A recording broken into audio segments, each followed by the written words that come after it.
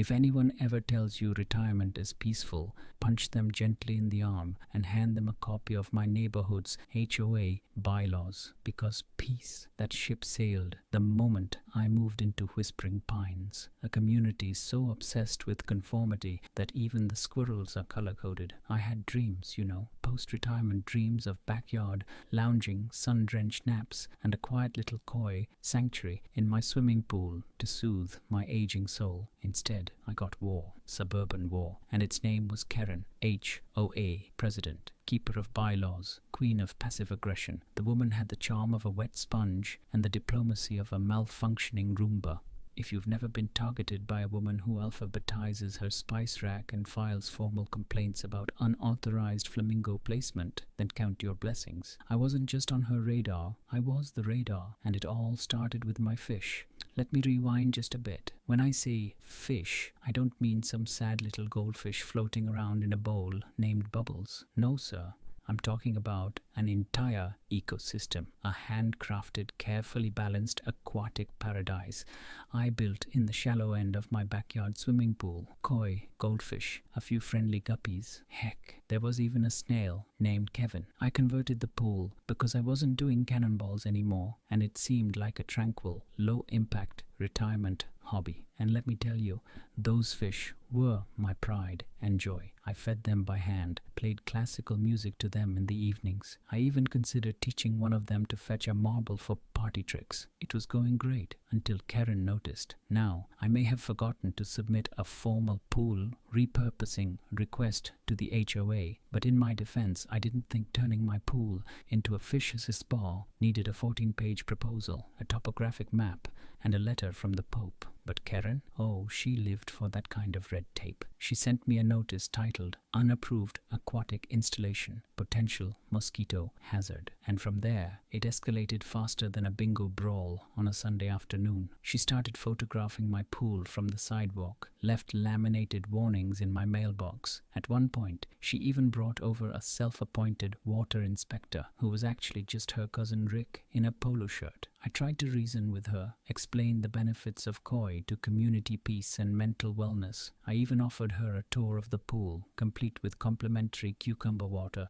and a chair massage. She declined, rudely. Then came the incident. It was a Tuesday. I remember because I'd just finished reorganizing my sock drawer. Don't judge, it brings me joy. And I was heading out to feed the fish when I noticed the water had turned a suspicious shade of neon, not a little greenish. I'm talking nuclear reactor after party vibes. Fish were floating. Kevin was upside down. The smell, chemical, bitter, horrifying, hit me like a bad flashback to high school science class. Someone had poured chemicals into my pool. Not just pool cleaner. This was industrial strength, something or other, and it had wiped out my entire fish family in one foul swoop. Now, I'm not saying I knew immediately it was Kerren, but also it was Kerren. The woman literally threatened to drain the swamp in her last newsletter, and I don't think it was political. There were no signs of a break-in, no animals nearby, just my koi, belly up, and a vague scent of bleach and vengeance. I called the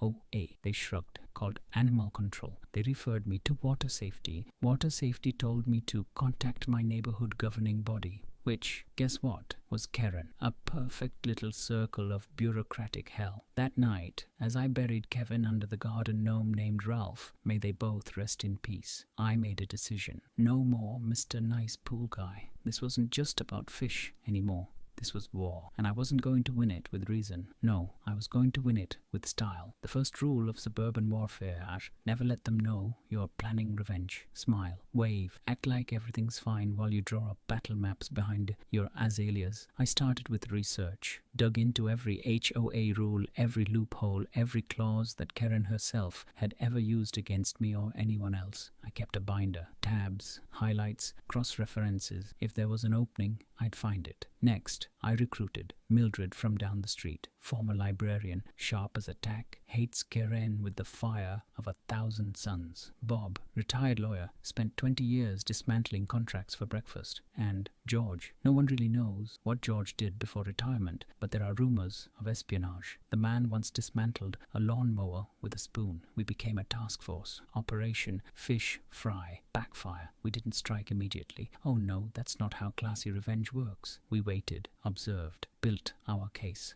Kerren, meanwhile, strutted around like the villain in a low-budget soap opera. She started enforcing bizarre HOA policies. No yard gnomes over 18 inches. Ralph would have been offended. Bird feeders only in the northwest corner of a backyard, and mandatory shrub uniformity. The neighborhood began to grumble, but no one dared speak up. Kerren had been in power for a decade. She had spies, she had clipboards, but she didn't have us. Then, one glorious Saturday, she slipped, and we were ready. During a particularly intense HOA meeting, Kerren accidentally admitted, on record, mind you, that she'd taken steps to eliminate the aquatic hazard in Lot 14. That's me. Bob pounced like a cat on a sunbeam. Could you clarify what those steps entailed? He asked, feigning innocence like a pro. She froze, stammered, tried to rephrase, but it was too late. The audio recording was clear. The minutes were typed. She had confessed publicly to chemical interference on private property. Boom. Nail in the chlorine-soaked coffin. We didn't confront her right away. No, that would be too easy. Instead, we leaked the audio, anonymously of course, sent it to a few neighbors with concerns. Next thing you know, it's the talk of the walking club. By Tuesday, there was a petition to review Kerren's conduct. By Thursday, Mildred was spearheading a Reclaim Our HOA campaign. I printed flyers. George made stickers. Bob offered free legal consultations under a pop-up tent on his lawn. Kerren, for once in her life, was on the defensive. And me, I was just getting started.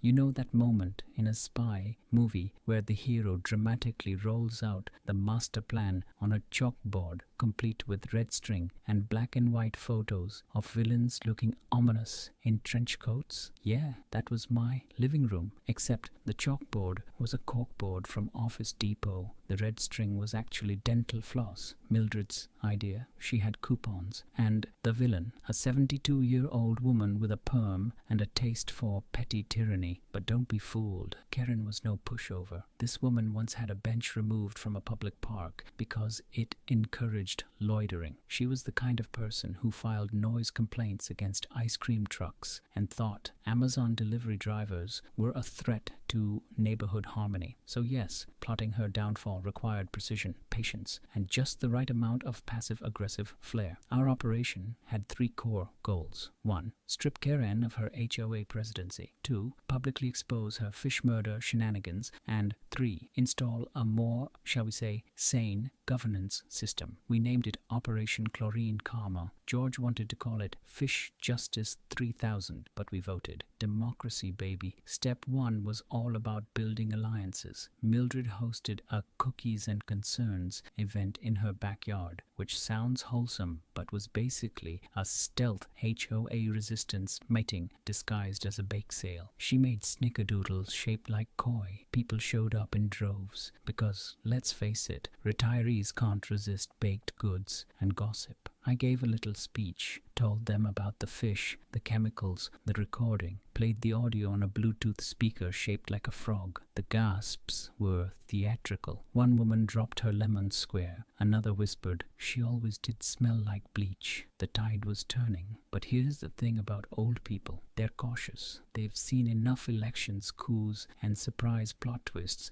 on murder, she wrote, to know that taking down a petty dictator isn't a walk in the park. So we needed a bigger spark, something to push them over the edge. That spark arrived in the form of a yard flamingo.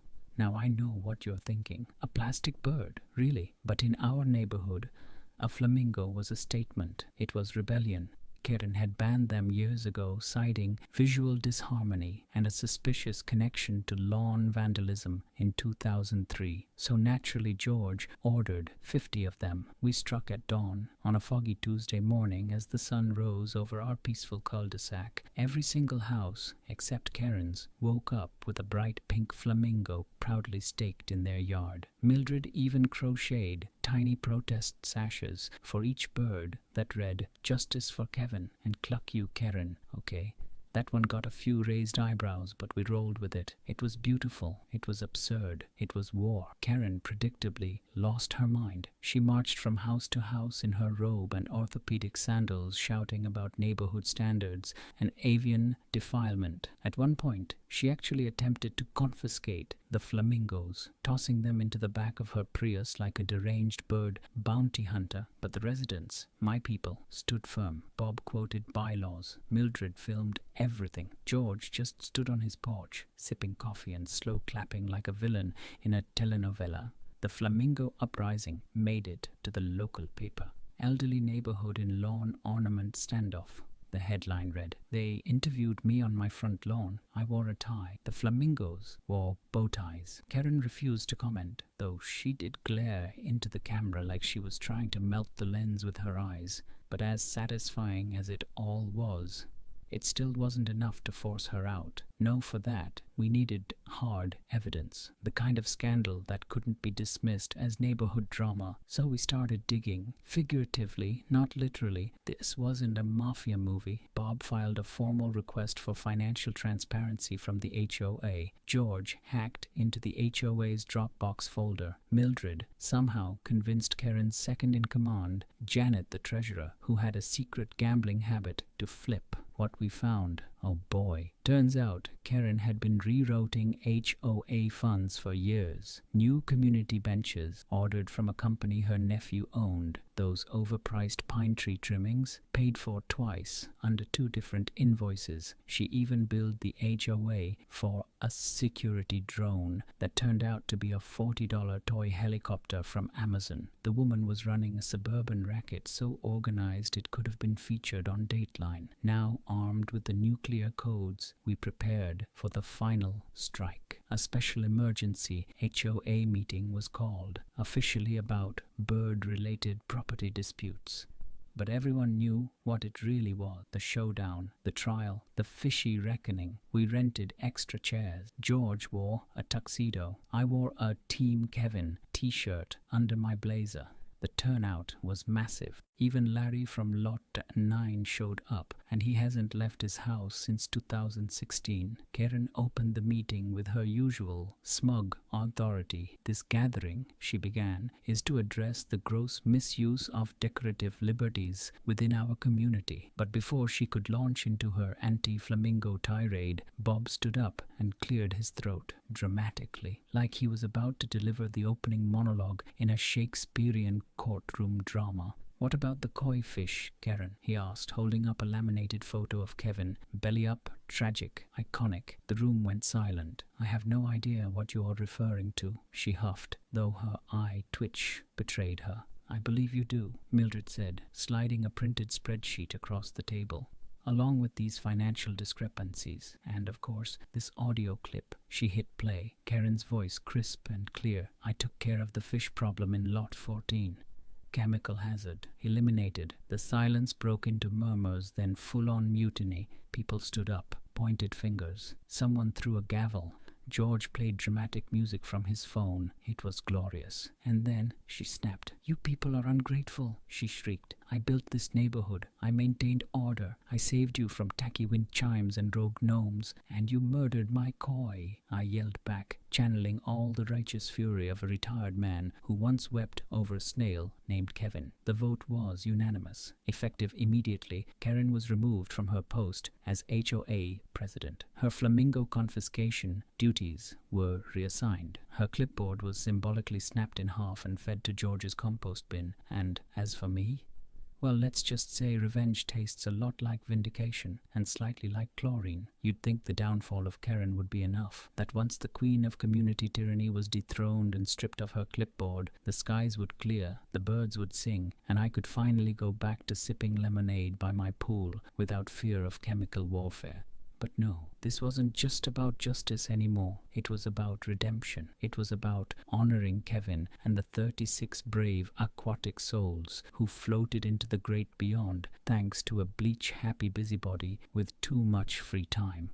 And if I was going to heal, really heal, I needed something bigger, something grand, something so poetic it would make Shakespeare roll over in his grave and clap That's when I decided to throw the first annual Whispering Pines Koi Festival. Yes, a festival in memory of the fish for the neighborhood, and to rub it ever so gently in Kerren's perfectly powdered face. Planning a festival in a retirement community is equal parts carnival and cage match. You've got people with strong opinions on everything from tent fabric to hot dog bun ratios. Luckily, I had a team, Mildred, Bob, and George, who treated this like a military campaign. George drew up a map of the event grounds, my backyard. Bob handled permits and insurance. Yes, we got koi insurance. And Mildred, dear crafty Mildred, knitted fish-themed decorations so intricate they could have gone in the Louvre. We sent out invitations, printed flyers, even rented a bounce house for the grandkids, though George definitely went in it 3 times. There were koi-shaped cookies, koi art contests, and yes, a dramatic retelling of the Great Fish Massacre performed by local theater enthusiasts who had way too much time on their hands. We even hired a guy dressed as a giant koi to pose for photos. He was weirdly into the role. Method acting, I suppose. And the pièce de résistance, a brand new koi pond. Not just any pond, the pond, built in the center of my newly renovated backyard, surrounded by zen stones, bamboo, and a little waterfall that made a sound so peaceful you could feel your blood pressure drop just standing near it. I named it Kevin's Legacy. We had a ribbon-cutting ceremony with scissors shaped like fish fins. Bob cried. Mildred said it was allergies, but I saw the glisten. Even George saluted. Now, you're probably wondering, where was Kerren during all of this? Oh, she was there, lurking, watching, seething in her lawn chair with a Tupperware of unsanctioned potato salad and a face so sour it could curdle milk. She tried to crash the planning committee twice, claimed she had expertise in event safety. I told her the only thing she was an expert in was emotional pollution. She tried to report us for unlicensed koi activity, but the new HOA president, Janet bless her, responded with a formal memo that simply read, LOL. It was glorious. But of course, I wasn't done. I had one last little treat, a final theatrical flourish. You see, the new pond wasn't just a pond. It had a feature. One George had helped install with some creative plumbing and a touch of mischief. Right in the middle of the pond was a koi statue, innocent looking, tasteful. But at the push of a button, it rotated, opened its mouth, and spoke. We waited until the festival was at its peak. Everyone gathered near the pond. I tapped the mic. Friends, neighbors, retired rebels, I said. Before we open the pond, I'd like to dedicate it to the memory of our fallen friends, Kevin and company. May they rest in peace, and may justice always swim strong. I nodded to George. He pressed the button. The koi statue whirred, turned toward Kerren's general direction, and with a speaker that echoed through the cul-de-sac, it said, Kerren, you bleach-happy menace. This one's for the fish. Then it played whale sounds and released bubbles. The crowd erupted. People laughed so hard someone had to sit down on the koi-themed bench, donated by George. Naturally, Kerren stood up, like she was going to say something, anything, but just shook her head and walked off, muttering something about decorum. I believe she stepped on a flamingo on the way out. Symbolic. In the weeks that followed, the neighborhood transformed. No more surprise inspections. No more lawn tape measures. People painted their mailboxes weird colors, put flamingos in their gardens like trophies. A local bakery even started selling Justice for Kevin cupcakes. I got invited to speak at the next city council meeting about peaceful rebellion through koi. I wore a tie with fish on it, and Kerren, she mostly stayed indoors, occasionally spotted through her blinds, watching the world she once ruled bloom into chaotic, beautiful freedom. Some say she's plotting a comeback. Others say she's crocheting angry pillows. I don't really care. I've got my pond, my community, and a waterproof Bluetooth speaker that plays whale sounds on demand. And Kevin? His spirit lives on, literally. I had a small statue made of him, and it sits proudly by the pond. Sometimes I pat it and say, we did it, buddy. Then I sit back in my koi-shaped chair, sip my lemonade, and smile. Because revenge, my friend, is best served wet. You'd think, after everything, after the koi festival, the flamingo uprising, and the pond, heard round the cul-de-sac, Kerren would have finally taken the hint. hung up her polyester pantsuit of oppression, faded into HOA obscurity with a farewell coupon for prune juice and a lukewarm round of bingo. But no, because if Petty had a mascot, it would be Kerren in her orthopedic sandals, armed with a clipboard and the burning rage of a woman who just lost her only source of power, telling people their mailbox flags were too festive. A few weeks after the festival, rumors started swirling. Mildred heard from her bridge partner, who heard from her cousin's neighbor's grandson's tutor, that Kerren was plotting a comeback. Apparently, she was running for HOA president. Again, I laughed. Oh, how I laughed. Then I choked on a rice cracker. Then I laughed again. But Kerren wasn't playing checkers anymore. She was playing bingo level 4D chess. You see, she started wooing the fence-sitters, the silent majority, the cardigan-wearing pacifists who just wanted smooth sidewalks and occasional potlucks. She baked pies. She delivered casseroles. She hosted a historic neighborhood movie night and screened Driving Miss Daisy. It was diabolical, and worse, it was working.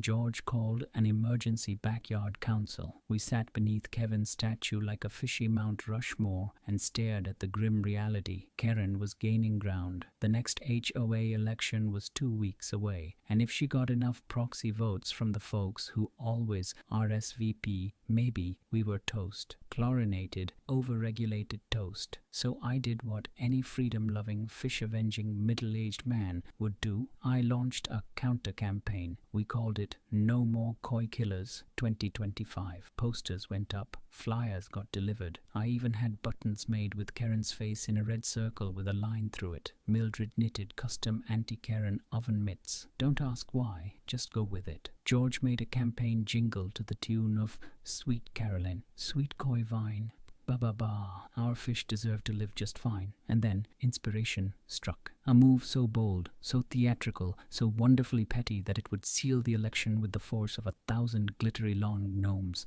I decided to host a debate. Now, HOA debates aren't common. They're usually just passive-aggressive potlucks. But I announced it anyway, printed invites, rented folding chairs, got a local teenager to live stream it to Facebook with the caption, "Old People Fight with Words." It was a hit. The event was held at the Whispering Pines Community Center. We decorated the room with fish and streamers and flamingo banners. Kerren arrived wearing a navy blazer and a smug smile that could curdle almond milk. I wore a Hawaiian shirt covered in koi and confidence. The debate began civilly enough. Kerren promised order, discipline, and restoration of aesthetic uniformity. I promised freedom, fun, and zero chance of your fish being assassinated by bleach. Then came the audience questions. "Mrs. Kerren," asked Bob, "what's your stance on pond safety?" Kerren cleared her throat. "As I've always said, bodies of water larger than a bird bath pose chemical risks and are therefore a threat to community hygiene." Gasps, murmurs, someone booed. It was George. "Mr. Lot 14, said another resident. "What about flamingos? Some people find them tacky." I nodded solemnly. "Some people find joy tacky. I say, let the people have plastic birds and freedom and koi." Thunderous applause. But the cherry on top, the pièce de résistance. I played the audio again. The infamous bleach confession. Kerren turned beet red. "That recording is out of context," she shrieked. "I was talking about algae, not animals." Too late. The damage was done. Election day arrived. Ballots were cast. Cookies were eaten. George wore his lucky gnome socks. And when the results were announced, I won by a landslide. It was like a retirement home revolution. People danced in the streets. A flamingo conga line formed. Mildred crocheted me a sash that said Supreme Fish Commander. I wore it with pride. And just like that, the reign of Kerren was officially, gloriously, undeniably over. The aftermath? Glorious. Under my rule, HOA rules became chill. We passed the Right to Decorate Amendment, legalized flamingo lawn art, created a Neighborhood Fish Protection Act. People painted murals on their fences. Mildred got her wind chimes back. George installed solar-powered gnome lights, and the pond It thrived. Kevin's statue became a local attraction. Tourists, okay, Mildred's cousins from Pittsburgh came to visit. We added more fish, Goldie, Bubbles, Admiral Finbar. We even installed a tiny koi-safe slide. As for Kerren, she sulked for a bit, tried to start a rival HOA. No one joined. Then opened an Etsy store selling anti-flamingo merchandise. I bought one just to leave a 1-star review. Petty? Sure, but deserved. Now, every year, we host the annual Kevin Koi Festival. People wear fish hats. Kids get fish face paint. We read dramatic reenactments of the Chlorine Chronicles by flashlight. And every so often, when I'm floating in my pool, drink in hand, sun on my face and a koi nibbling my toe, I look up at the sky and whisper, "Justice, my scaly friend," was served.